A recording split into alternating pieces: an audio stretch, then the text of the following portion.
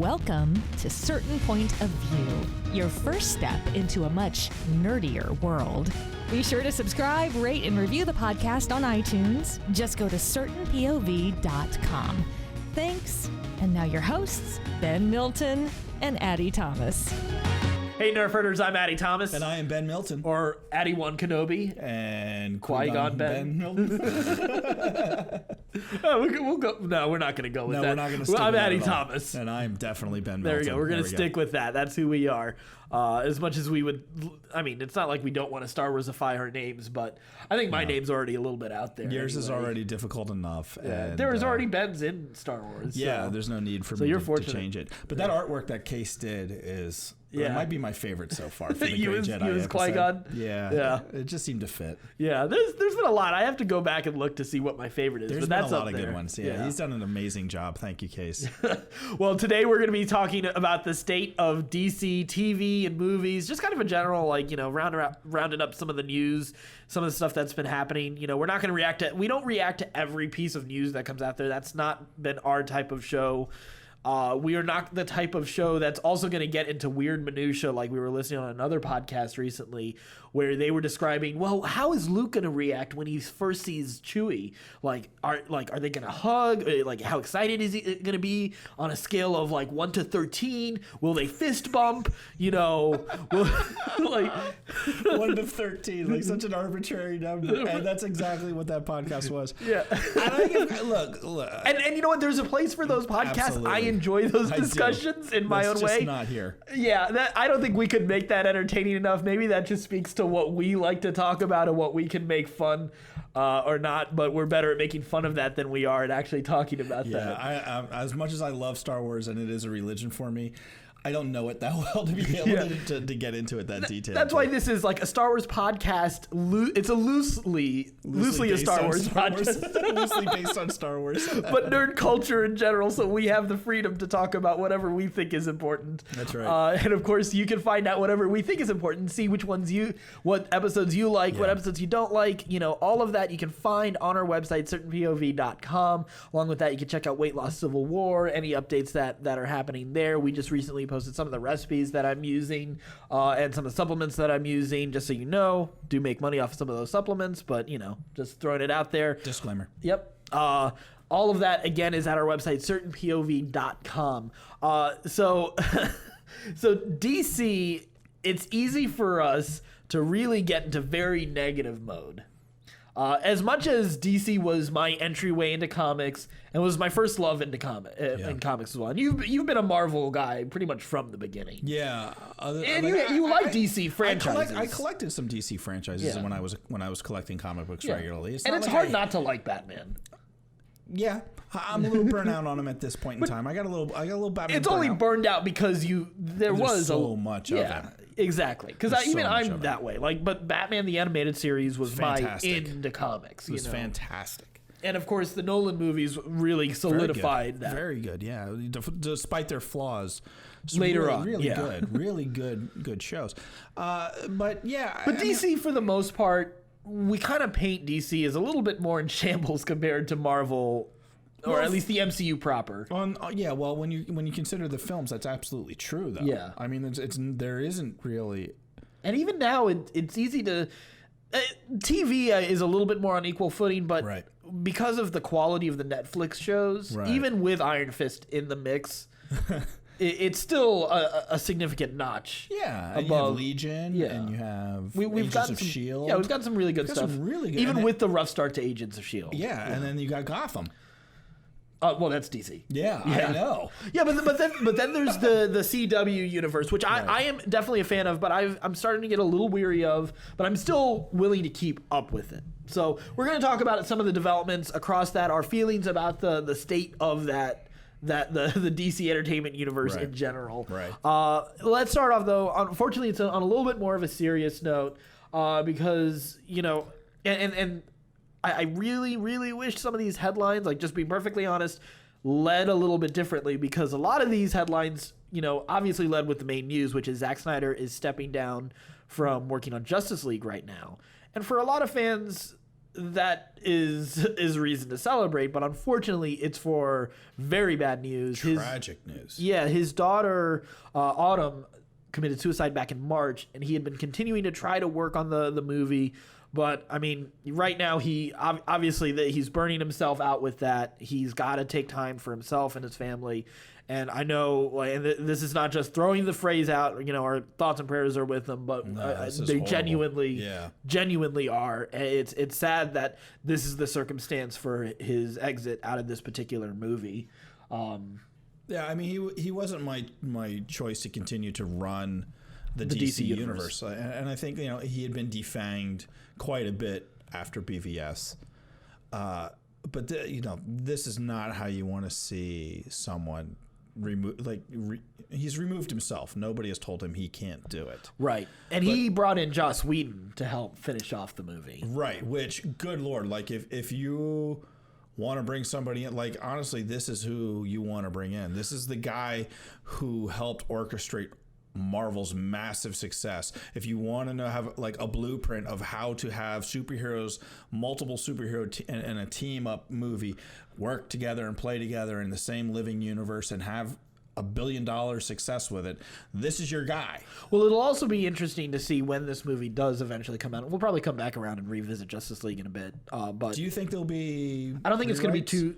No, I think they're going to really try to stick a little bit more to what they had set out, because the thing is, can you imagine two filmmakers who are more different, Snyder and just how serious, stylistically, no, and just how dour a Snyder movie is in comparison to a Whedon project, which is very lighthearted, tongue in cheek, and quips galore. Yeah, and even though someone is probably going to die along the way in a Whedon movie, it's still he knows how to undercut it with humor. He's a lot closer to James Gunn in that sense. Right. Just not quite as irreverent. Well, he really set the pace for the Avengers movies. The pattern of the MCU and the way how it's going to work. Him and Feige, he's outside of Feige, I would say he's the major architect for the MCU. Yeah, and it's kind of shifted now to the Russo brothers. Right, but right. But that phase 1 into phase 2 section, man, he was the guy. Yeah. So I think, if you're moving Zack Snyder out and putting Joss Whedon in, despite the reasons for it, and it's a huge upgrade for DC. Yeah, as far as I'm concerned. Well, and he was already kind of coming on board with doing the Batgirl movie, right? Which is exactly. And I had heard. Who was it? Mark Bernardin and Kevin Smith talk about that there had been some rumblings about Snyder doing less. This was before all the news had broken about his daughter, that there was going to be some reshoots and some major rewrites going on, and they speculated that they were bringing in Whedon to kind of look at the movie and overview it and kind of see, to Whedonize it, to make, look, you got the guy who did Avengers and really helped put Marvel on the map. Let's take advantage of this and let him take a shot, get a couple of rewrites, a couple of reshoots on stuff that maybe Zack Snyder missed or didn't think about or didn't see. This is the perfect opportunity for it. So, Warner Brothers has never shied away from reshooting and re-editing and redoing something and testing something to get it right. Yeah. They are very good at that. Which is something, a lot of, it's interesting because the moment you hear reshoots now in a clickbaity article, immediately everybody's panic. But the thing is, it's a good thing to have a company that's willing to do that, because that says a lot about what their commitment to making sure that they're putting out. They're attempting to put out a good product. Yeah, you already put $100 million into this. What's another 5 or 10 to get it right? Because if you look back and I tweeted out something today because I was just kind of looking at the Rogue One features and the Force Awakens features, and they don't go into a whole lot of depth into the process of making the movie. Right. They kind of play they don't really look at oh, here are some of the ideas that we had that actually weren't very good, and we're glad we kind of got to it, and that so that we could get to this part of the process. They kind of shy away from that ugliness and just talk about well, these are the great ideas, and these are what really worked, and these are what we're really excited about. They play promo pieces, which is something even with the bad Hobbit movies, Jackson is very honest in them about his process. Yeah. And that's something I really appreciate. It's something that's very like enlightening to see just how fluid this process is. It seems to me it's the most like you can count on Kevin Smith to be very honest about his process. He's not pretentious about his process by any means. No, he's anti-pretentious, which makes it pretentious. And by the same token, I think Peter Jackson is the same way, that he's willing to really open up. And I think that's why even with his even though I'm not necessarily a fan of his movies since Return of the King, like I still am a fan of him because I like that, like the way he interacts with the fans. Like I still remember when he was putting out like the vlog while developing The Hobbit. And that was fun following that adventure, like showing his concept art and stuff like that, you know, and showing that some of that evolution, you know, of the process there. So and coming back to Jstice League, I think that speaks against, you know, Warner Brothers was you know, did obviously the Lord of the Rings and the Hobbit movies. So it's good to know that they're willing to spend that money. Yeah, for sure. And, you know, look, I'm not as big of a DC fan as I am a Marvel fan, but I want the DC universe to work because I want the Marvel universe to be better. Yeah. You know, if Marvel is left to its own devices, it can quickly become just drivel. Yeah. And you got to have some competition out there for this to be good.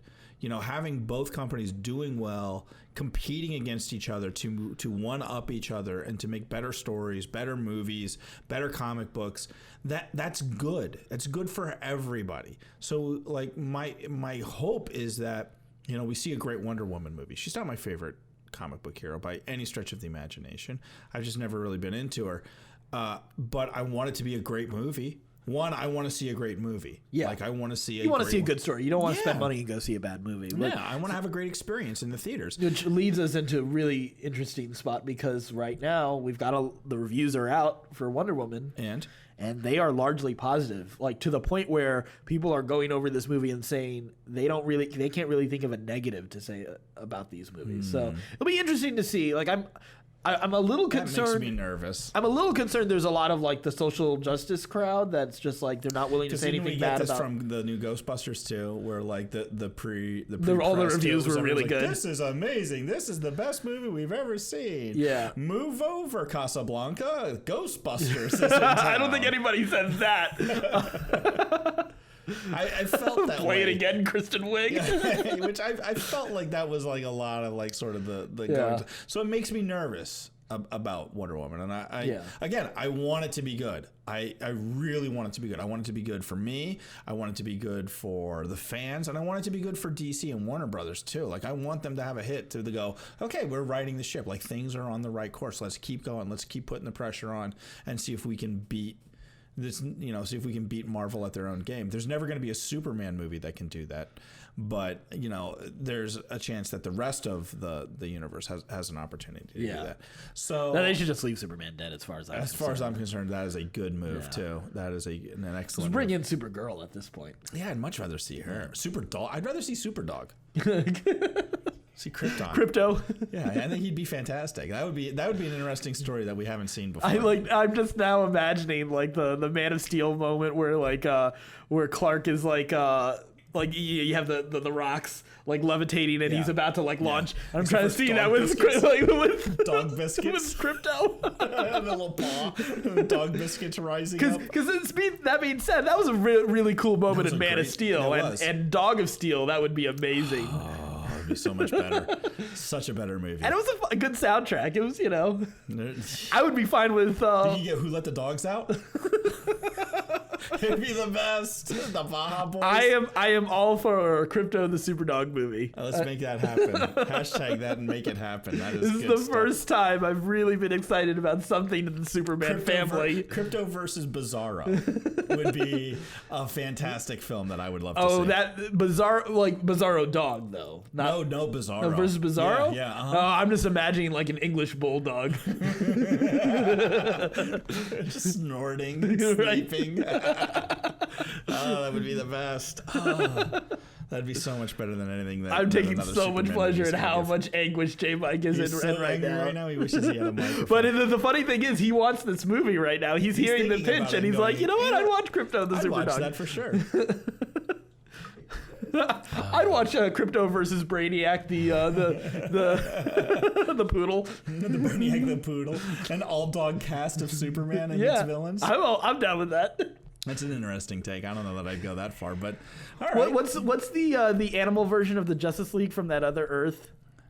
They have they have it. Of course they do. Yeah. Well, we saw it in the Robot Chicken episode. Remember? Yeah. We saw the Animal Avengers. I don't remember what it was called. It'll come to me as we're in the middle of another conversation about Right. Wonder Woman. So the reviews on Wonder Woman are disturbingly good. Yeah.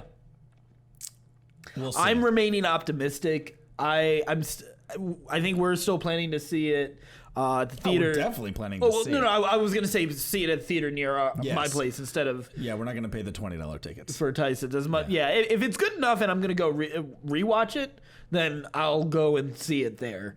But right now, for the first viewing, so that we can get here and record a review on opening night, we'll do that live and we'll put it out the next morning. Yeah. So don't forget that that's coming out. I guess that's what, June 2nd is coming the up soon. release? Couple Yeah, weeks. so that's next week, isn't it? Is it already? Yeah, it's next oh, week. Wow, I'm Yeah. excited about that. I'm taking a Reagan approach to it. Trust but verify. Well, when this episode releases, it'll actually be the following in 2 days. So, it'll be 2 days later. So we'll be going to see it in 2 days, and we'll let you know in 2 days. Yeah. Whether or not it's any good. We'll see. I hope so. What else do we got on the So we docket? got the Flash movie. So one of the things, I think I forgot who was originally going to direct it. It was the guy who did the movie Dope, I think, and I forgot the name of the director for that movie. But he's since left the project, so they're still looking at contenders.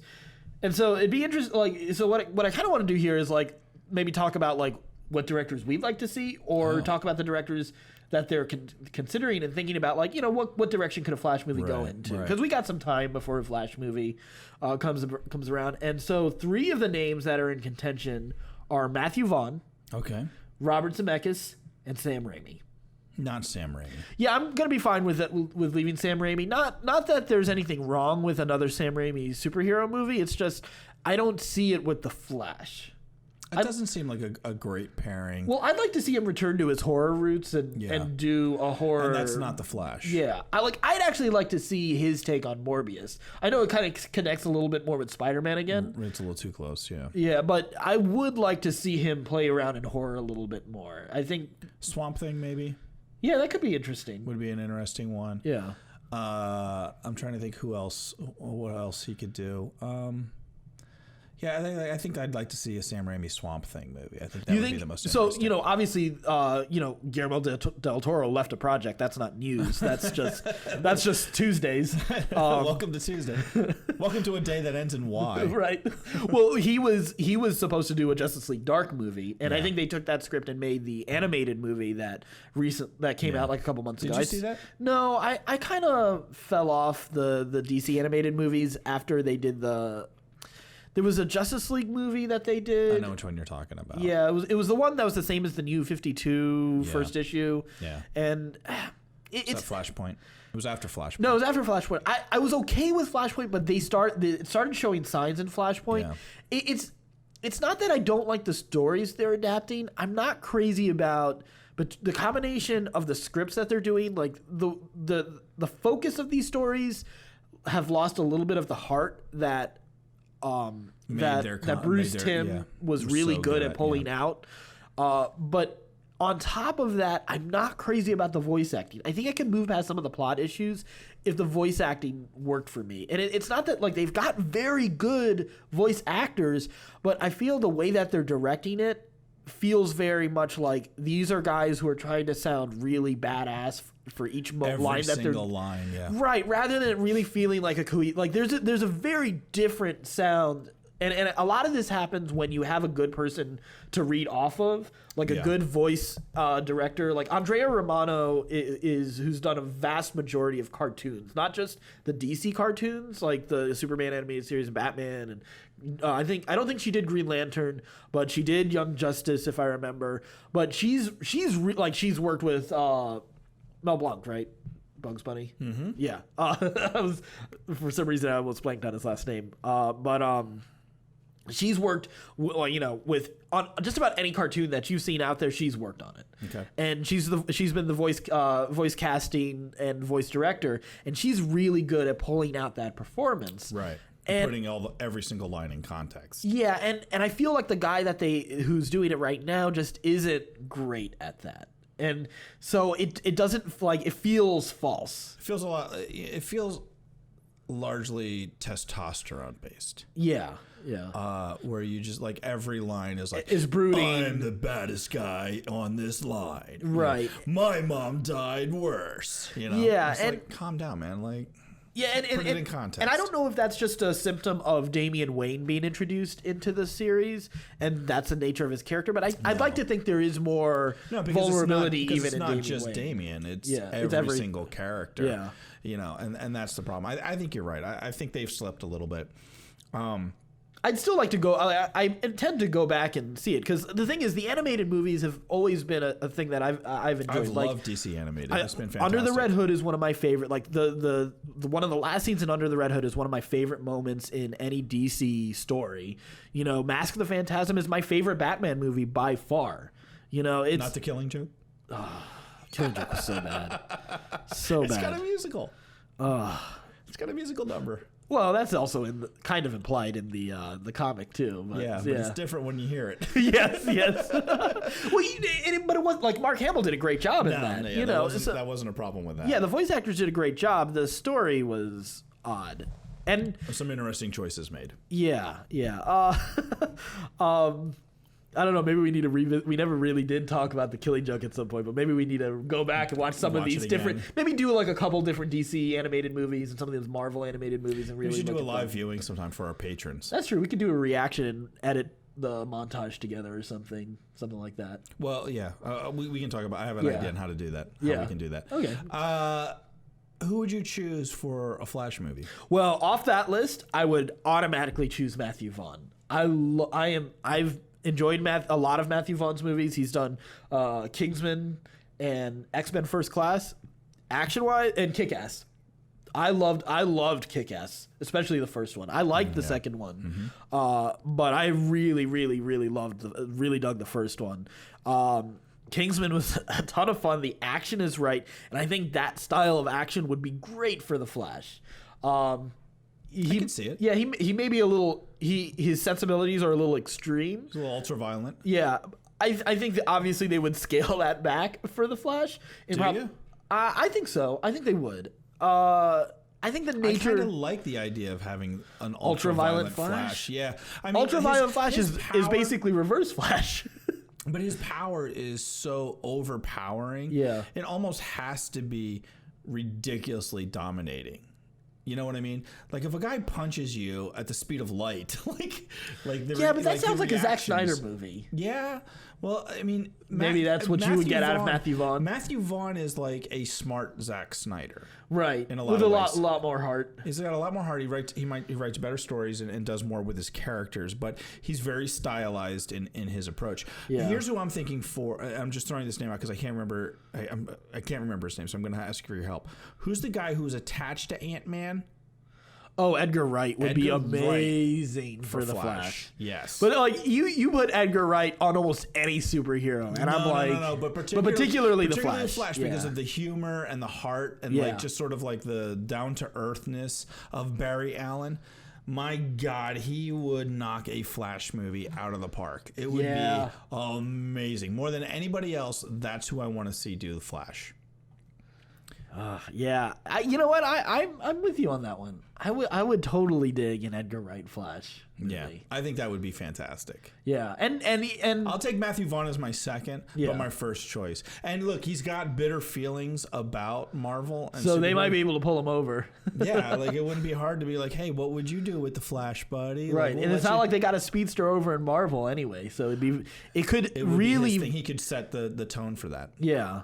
Yeah, since they already killed their speedster off. Man, yeah, I mean, you got Quicksilver over in Fox, but Lord knows what's going on. We don't need to see any more of that Quicksilver. I not that there was anything wrong with it, because I love that first scene in Days of Future Past. Yeah, and I like the second scene. It was fine, but it was It was like it didn't break any new grounds or anything, but it was fun. Yeah. But I don't think you're going to do anything else new with that character. Yeah. It doesn't feel like they have anything else that they want to do with that. But that's also because Bryan Singer doesn't really have anything new to say with the X-Men. No. Yeah. Doesn't seem like it. I guess we'll find out with this New Mutants show. Well, fortunately, he's only doing the pilot. You just got to remember that. Executive producer, though, too. Yeah, but His fingers are in it, man. His fingers are in it. You can't be like, he's only doing this one thing. Yeah. He's got his fingers in every single episode. He may not actively be directing. He's not the showrunner. He doesn't have to be. He's the executive producer. Okay. Yeah. He's got say. He's got pull about about what's going on. He's the guy who's putting the money in. Well, he was also executive producer for First Class. Yeah. First Class was good. It was fine. Yeah, it was good. It was good. But Yeah. there's been plenty of other I'm things. just saying, there's hope. There's hope, man. Absolutely. There's hope that this could be But better than Apocalypse. Well, I mean, that's almost guaranteed. Or whatever the new Phoenix movie is. Too soon is what it is. I don't care if it's good or bad. It's too soon. You don't need the X-Men and have to have a Phoenix reference every damn time. Single time. I'm over it. Over it, Oh man. So let's see. So we've got so Flash, we've talked directors. Let's move on to the TV, the world of TV. Okay. So Gotham's still going on, and that's all we really need to say about that. How has that not been canceled yet? There is an audience that Is loyal. I guess, yeah. I mean, the thing is, and maybe this is just a hang up for me, but if and this is where, like, usually I'm really critical of this aspect of comic book fans, but it is an issue for me that this feels very not Batman-like, and there's certain things that are part of the Batman mythology that I don't like in this series. I think if you accept this as an Elseworlds tale, maybe that there's something here, but the only thing that this is missing is Batman. It's got all the villains, right? All the other ancillary players. Yeah, and the only thing it's missing is a guy in a cowl and cape. And I think if you are willing to, like, okay, like that's the show that you're getting, and if you're down for that, then that's fine. And like Batman is, like, as a kid is become evolving into, like, Bruce Wayne is evolving into Batman, like that. Maybe if that's what you're looking for in that show, then, like, yeah, there's maybe that there's something there. For me, I find the tone incredibly inconsistent. It seemed to be uneven in the season and a half that I watched. Yeah, and well, I think you only watched half a season. I don't think. No, I finished the first season. You did? And I started into the second season. Oh, I didn't even start the second. I did. I made it that far, buddy. I got some episodes on you. Yeah, you do. Yeah, at the end of the first, I tried hard to like that show. Yeah, and my issue, and like I said, this is where I become something I've always criticized, is I've always liked the idea that the existence of Batman and his escalation on the war on crime is what makes his villains escalate to the extreme levels that they do. Not in the response. other way around. Right. That Gotham was bad, but not quite as bad. Like, I was all for a Gotham PD show. I think that's what I wanted. I wanted Gotham PD get into James Gordon, pick up where they kind of left off with year one, and really kind of delve into that character, because it's territory that hasn't really been explored, and you could probably, like, a good creative voice could come up with some interesting things to say about Gordon and the system that he's in. Is it just another cop show that just has the Gotham label? And you could afford to do a couple villains here and there that makes sense. Like, it makes sense for you to start, like, establishing Victor Freeze. Like, maybe he's not Mr. Freeze yet, but he's there. Or, Hugo Strange. They kind of do. They are, but then, like, I don't. But they go right into it then. Yeah, like Penguin and Riddler are full on crazy already. Joker is in the mix. Like really everyone's there. Hugo Strange. Yeah. There isn't anybody that they haven't just said exists in the universe without becoming the supervillain that we already know and recognize in the Batman universe. Batman doesn't bring it out of them. Gotham is already that nuts. Yeah, and so it's requiring Batman to be developed. Exactly, which is a fine interpretation. The Alfred is, I'm not crazy about him either.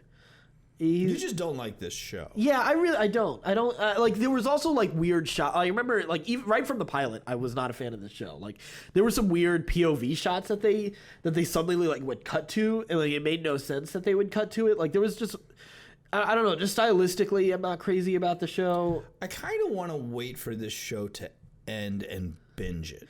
I have a feeling I'm gonna do that. I have a feeling that I'm going to like it more as a binge show Yeah. than as a waiting to see what happens week to week show. Right. Because one of the things, and this is one thing that I was actually kind of interested in with what they were doing with the show, is they said the Joker is going to be on their show, but there are going to be a lot of red herrings, and it would be someone we wouldn't expect. And the problem with them saying that right off the bat is everyone was sort of looking for it. Yeah. And then they had that one kid who was the Joker. Shined so bright. And then they killed him, and then they brought him back, apparently. Yeah.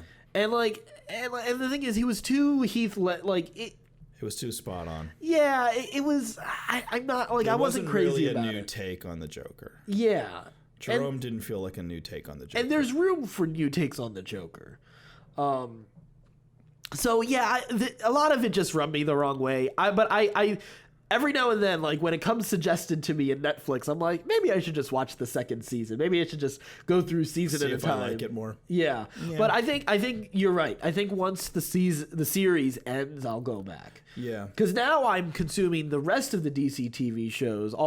Because as much as as I really do like the Flash, Arrow, I'm a little over it after the last season. You said that the season before that. Oh yeah, no, and I try, but you know me, I'm the last one to jump ship on any of these shows. You know that. I did know you. In video games, You're everything. a completionist, and I love that about you. I'm committed. I like to consider it commitment. I have commitment issues. It's just on the other end of the extreme of commitment. Committed, ladies. Give my man a call. But. I stuck with it through that season, and the finale totally like underwhelmed me, and I was like, okay, I'm not bothering with this next season. Yeah. But then when I heard what the event was, I was like, okay, well, I guess I'm catching up on the first half of all these series, and I did. Like I did the first half of Legends of Tomorrow, The Flash, Arrow, Supergirl, and I watched the first season of Supergirl pretty much right from the beginning, and I did like it, especially once Martian Manhunter came to play in the show. Like that, I actually really like their version of Martian Manhunter, which is something to say. Seriously, the movies need to bring in Martian Manhunter, kill off Cyborg quicker, and bring in Martian Manhunter. So, because nobody cares about Cyborg. That's actually true. Yeah. We'll see if maybe, Whedon can make us care about him. But that's going to be a hard sell. I think Jeff Johns just really, really loves Cyborg and really, really hates Martian Manhunter, which I do not understand. But moving on from that. Jeff Johns is a weird dude. I love his Green Lantern, so, you know. And his Flash, too, is good. But coming back around to these shows, so I caught up for the event, and I kind of just stayed there. I didn't move any further than that. I have some issues with the Flash right now because they're I was okay with it for 2 seasons in a row to go for speedsters as the main villain. Yeah, I know where you're going with this. But to have a speedster as the main villain, every freaking time, they could have enough. Yeah, people were already getting skeptical of it for the second season. The third season, you can't do that. I'm sorry. I'm still interested to see what happens, and I've already heard spoilers. I'm not going to say anything. Because I think the season finale is tonight. But it's just like I'm over it. And move on. Do something new. Right. You've got a lot of different directions you can go. Yeah, Supergirl also hit some weird territory. The one show that surprisingly, I wasn't crazy about their first season, but the second season I actually enjoyed was Legends of Tomorrow. Mainly because there was no Hawkgirl or Hawkman. That helped a lot. That was a poorly executed story. Yeah, but the second season was a whole lot more fun. One, I love Sarah Lance. Two, they're very fun with it. Like there's an episode where two of the characters. So you got Adam, who is crazy intelligent scientist, and was part of his backstory is that he was inspired by Star Wars to get into science. And then they also have a character who's a historian who was inspired by Indiana Jones to become a historian. And one of the there's time anomalies, they go and fix it, and one of them is Star Wars and Indiana Jones doesn't get made because something messes with the timeline and George Lucas decides not to be a filmmaker anymore. So they have to go back in time and they have to convince George Lucas to continue being a filmmaker. Yes. Which I was like, I mean, that's fun. That might be the greatest story ever told. Well, it was funny. I saw that. I was like, I have to watch that episode. I don't think I have a choice. Well, I'm a Star Wars fan. Kind of got to go see that now that I know that it exists. Nobody told me about this episode until now. Right. Now I feel like I have to see it. Well, it was the mid-season premiere, so it was a perfect jumping on point. Perfect. I'll check it out. I will check it out. I was incredibly underwhelmed with the first season of Legends of Tomorrow. Second season's really fun. The finale, though, has some major issues, but it was still an enjoyable ride to it that I'm still willing to go for season 3 of the show. Okay, let's talk just briefly, because I don't want to spend a lot of time just crapping on it, but I feel like Arrow started the whole Arrowverse and the whole DC. Yeah, and we've had discussions about. I think I know where this discussion's headed. Why is it that these shows are the way that they are? Yes. So you and I have also had I'm going to bring in 2 different discussions that we've had in the past. Okay. One, I think, is a theory that you threw out there, and I pretty much firmly agree with that. Oh, nice. That a show only ever has at its best 2 really, really good seasons. Usually. Yeah. Like, it's rare for a show to have more than 2 good seasons, you know? Like, as much as I love The Office, seasons 2 and 3 are the real standout seasons for me. Right. The rest of the show is fun, some more so than others, but that's the standout. They hit their stride at the point. Parks and Rec hits that like 3 seasons in. And you could go to a lot of different shows with this and try to really point out what's really the standout. Where do they really have to stretch a little bit more to make the story work? Right. And I think that kind of applies to this, but I think there's also another aspect to it. So I remember, was it Greg Berlanti and Andrew Kreisberger, sort of the main creative team behind all these shows? And I remember when they were talking about going into Arrow season 2, and they were looking back on Arrow season 1. There was already discussion about the Flash coming on board soon, but as it was in development at that point. It was early development. So it was there was definitely a lot of optimism. Arrow season 1, we watched from episode 1. We watched from broadcast. I remember. Yeah. We didn't wait. We didn't hear other people. We went for it. You know. And it was fun watching that evolution, and it was cool. Even with all the the typical CW love triangle stuff, it was cool seeing what they did. And they threw all the mud against the wall. They did everything they could, because there was also there was a mentality of, we don't know how long this show is going to be on the air, so let's do everything we can while we're on the air. That and absolutely that did a lot for. And there's something to be said about that. And that did a lot to make Arrow successful. But what it does is it sets the rules for your expanding universe. So when Flash comes on, it's expected to meet that bar as well. And then, but it's not also about the bar in terms of quality. It also, I think there's also the mentality of, well, we need to outdo ourselves. Right. Because they've already raised the stakes so high, they have to continue to raise the stakes dramatically. So they never take a season to go small. They need to take a season to go small and personal, and then they get a chance to go big again. Because that first season, they go big with Malcolm Merlyn, kind of pulling the strings with everything. Second season is really kind of focused on Deathstroke as the big villain, and it was a very personal story. Second season of Arrow is the best season of Arrow in my opinion. Third season of Arrow started out promising, but then the wheels fall off the bus. Very quickly goes off track once Ollie becomes Ra's al Ghul. Yeah, which happens really quickly. That's at the mid. I think that's halfway through the season, pretty much. After his death and then resurrection and all of that. So they did something very brave where they have. I mean, because who's the actor that plays Ollie? Stephen Amell. Stephen Amell, where they kept him off the show for a couple episodes while he was was dead. one episode. That's still pretty brave. Yeah. I mean, it's not as brave as I'd like it to be. Yeah, I was hoping they'd be braver and keep him off for like 3 episodes and let it really be a surprise when he shows up. Like, don't even show us the recovery. Yeah. Let us see the recovery in flashback. Because it's not like that show doesn't have flashbacks. Right. I think they also committed a little too hard to the flashbacks because the flashbacks in season 3 were not very interesting. No, they were not. And kind of the same for season 4 as well. Like, I was more interested in we start stretching credibility about like what has this guy been through. Yeah, and that was I mean, once you get him off the island. Well, they got really into magic with season 4. Yeah. So it was again like I'm glad they're able to do really cool stuff with this show.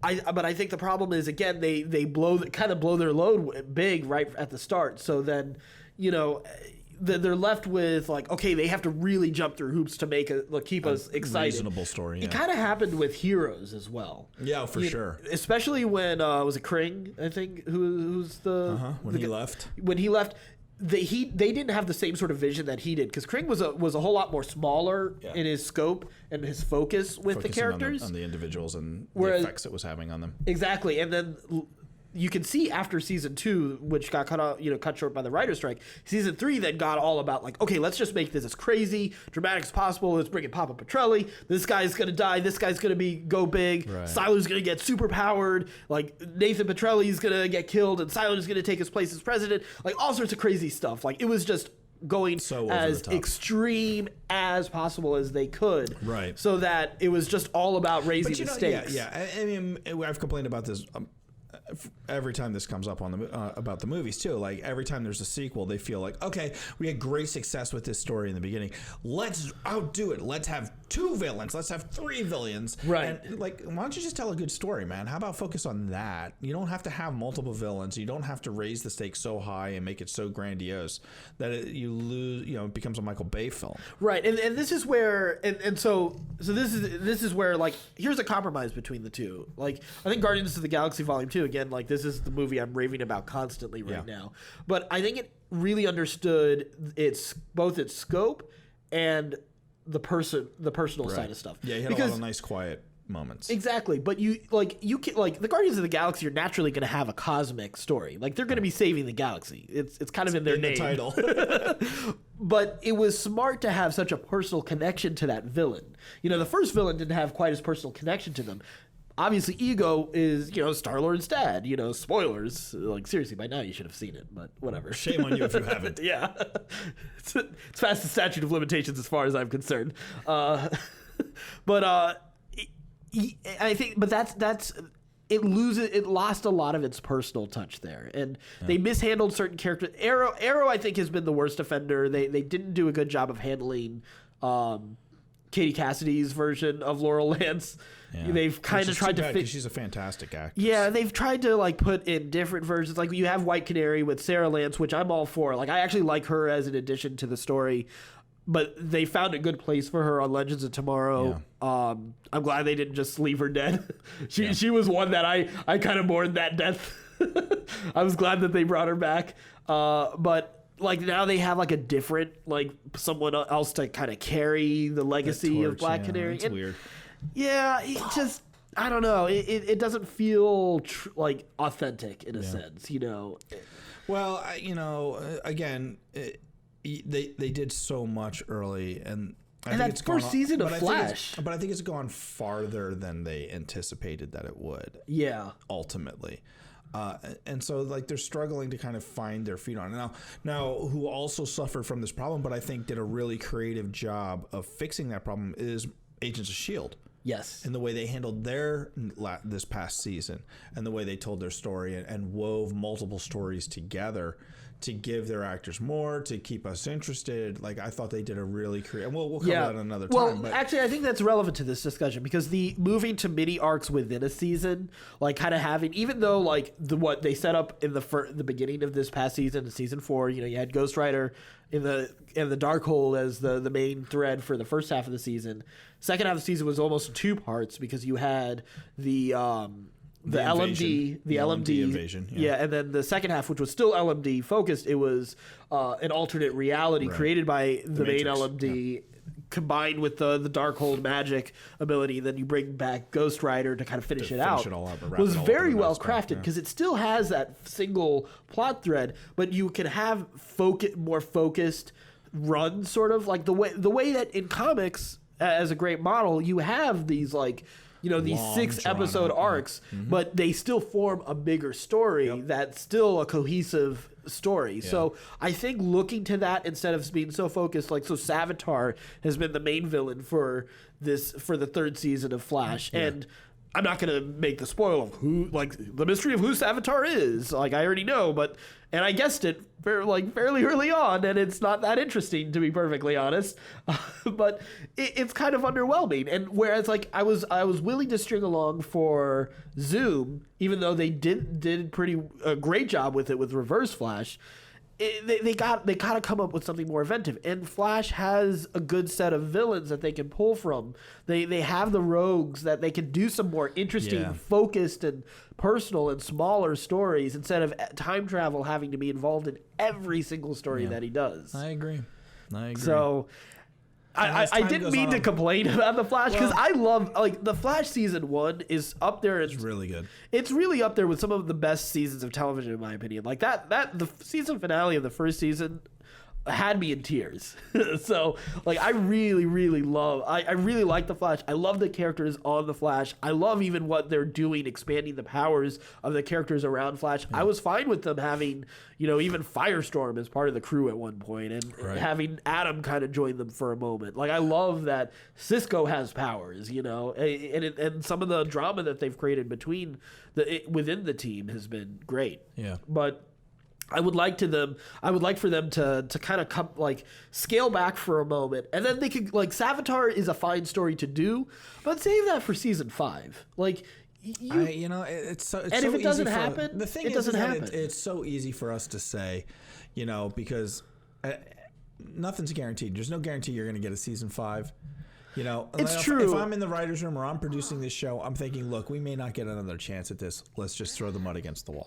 Yes, you know what I mean? But I think the thing is, compelling storytelling has to come before that kind of stuff. And the thing is, it's not as compelling so easy right to now. Say. So easy to say. It is easier said than done. Monday morning quarterbacking and so, you know, when you have, you know, I formation. Yeah, sweep right. Like, I know we all want to be, like, you know. Yeah, we think we're directors in our head, writers and directors in our head. So easy to say, but, you know, and look, neither you or I have ever made a television show. And that's true. Ever will, much less even sit in a writer's room to make a TV show. It's easy to say, and I don't want to shit on these people. Look, we're lucky. Yeah, we're lucky that you and I can sit here and complain that we're getting too big of a story on The Flash. Yes, the fact that The Flash show is being made. Legends of Tomorrow season 2 was better than season. What, you got 2 seasons out of Legends of Tomorrow. That's 10 true. years ago, Addy, if somebody had said to you, hey, there's going to be a Legends of Tomorrow TV show on TV. Yeah, first of all, who? Second of all, you'd say, 2 seasons. How'd you get past 2 episodes? How did Commander Steel get on a TV show? We live in the greatest time ever. We really, truly do. I'm so, like, look, again, I said it earlier. I want DC to be better. I think it's critical for DC to be better because it's only going to make Marvel better, which is where my true love is. Yeah. But, you know, I do want it to be good. I want there to be great stories. I want there to be great DC stories. And I think we're getting really, really good DC stories. We're such assholes to bitch about it. Like, we really are. And I'm a little bit ashamed, but at the same time, I do want it to be better. Yeah. You know, I want them to compete. I want them to push Marvel harder. I don't want another season of Iron Fist. Yeah. Like, I feel like that's kind of happened a little bit because Marvel got a little bit lazy over at Netflix. Like, they were like, we got a little cocky. We can just phone it in a little bit for this one. It's all cool. Well, they picked the wrong showrunner. We know that. They did a lot. They made a lot of bad choices for that season and that show. So, you know, and a lot of it, I think you're right. I think it was a little bit of cocky. I think it was a little bit lazy. And, you know, having a great DC universe in movies and on TV is only going to make Marvel better. Well, and so our last bit before we finish up this episode, we do have a new addition to the DCTV universe. But although it's not going to be part of that connected universe, we are getting a Black Lightning show. What do you think? I'm looking forward to it, to be honest. I actually am a little bit relieved that it's not going to be part of... Oh, really? Yeah, because I like that. So as much as I like the crossover episodes are some of the most fun of these series, but it does kind of like sometimes force certain things like creatively, like Everybody's has to have their moment. Yeah, they kind of have to force certain things within the other stories to make it kind of work with that. Yeah. And I like the idea of this being able to stand off on its own and do just let's focus on making Black Lightning compelling. Yeah, I'm gonna disagree with you. I think it would be better served To be within it. in the same universe in the Arrowverse. I'm just worried not that there has to be a connection every single season, even, but just to exist in the same universe and have like those references and stuff like that just makes that world richer. Yeah, you know, Black Lightning may not be in every, you know, like you may go years before you see a Green Arrow Black Lightning crossover in the comics. You don't have to have it every season on the TV show. Right. You know what I mean? Like, you don't have to have Supergirl in every episode, you know, every season of The Flash, just because they're in the same universe. But you can have references and you can have, you know, things mentioned that just makes that universe bigger, makes it richer. Yeah. And with a hero like Black Lightning, I think that they would be better served to have that the case. Yeah. Especially, like... I don't know. I was very underwhelmed. You were underwhelmed with the trailer? By that trailer. The trailer looked good enough to me. Like I was like, I'd watch it. I did not get that feeling at all. Really? No. Not at all. One. It's because he's black, isn't it? No. No. Man. Hey, if I couldn't play the race card, I wouldn't do this show. Fair enough. I'm proud of you. But no, that's not why. The suit, I didn't like the way the suit looked.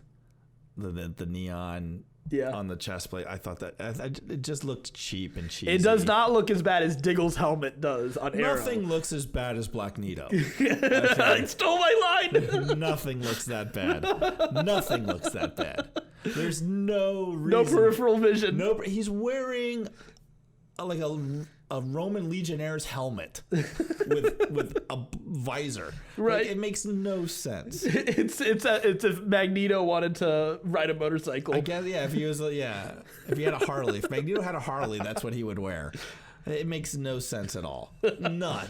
It makes that is awful. Yeah, it's pretty bad. I can't believe they haven't fixed that yet. I was really surprised that they're just sticking with it. They're just doubling down on it. Yep. So weird. So weird. But yeah, I wasn't blown away by the trailer. I thought it looked pretty hackneyed. It looked like a lot of the stuff that we'd already seen. I guess. Well, yeah. I mean, it looks like the quality of the costumes I've seen on on some of these other DC shows. Like, I guess. Well, you haven't watched Supergirl yet, so you haven't seen Jimmy Olsen's his alter ego. He's now a vigilante. Oh no, Guardian with like an armored suit. And, yeah. All right. Yeah, it looks better than that one. Does it? Yeah. I just like except he added LEDs to it. I mean, let's be honest, who doesn't want to add LEDs to their suit? Sometimes you just got to say no. It's like it's a little bit restrained. Yeah, so, it's like black lights everywhere. Sequins. Sometimes it's not a good choice. Like it's just probably not a good choice in this case. Dave Kirby just messaged. He said, "Can we have a discussion on Marvel and DC show titles with sexual innuendo? Flash, Iron Fist, and Black Lightning." Wait, what's a Black Lightning? Maybe I'm too young to know. After your Cleveland steamer, you find out. That's how that works. Fast Squirrel Girl. Yeah, no, the sexual innuendo in superhero names has always been. It's strong. Yeah. It's very strong, but that's another. It's like, I mean, they've always been compensating a little bit. For sure. There's so much angst. It's totally. I mean, like Superman, really. I mean, it's they're targeting young teenage boys. Like, right? I mean, what else? You might as well just call it like Sex Girl. Well, basically, is that? Have you seen a comic book cover? Right. Have you ever seen Emma Frost? Right. Yeah, the perfect example. She's the best for that. Well, I think that pretty much covers the state of DC's TVs and movies. Let us know if you think we're completely off our analysis of where DC is right now with its TV and with its movies. Obviously, we both want a lot of great things to happen with these shows, and I'm going to continue watching the CW shows. Like I love that there's a whole universe of shows out there that are connected. So that is pretty awesome. So anyway, let us know what you think. You can always connect with us. Just go to our website, certainpov.com. All our social media is there. You can check out Weight Loss Civil War while you're there. Again, all of that is at certainpov.com. And until next week, stay scruffy, my nerf herders. Thanks for listening to Certain Point of View. Don't miss an episode. Just subscribe, rate, and review the podcast on iTunes. Head over to certainpov.com.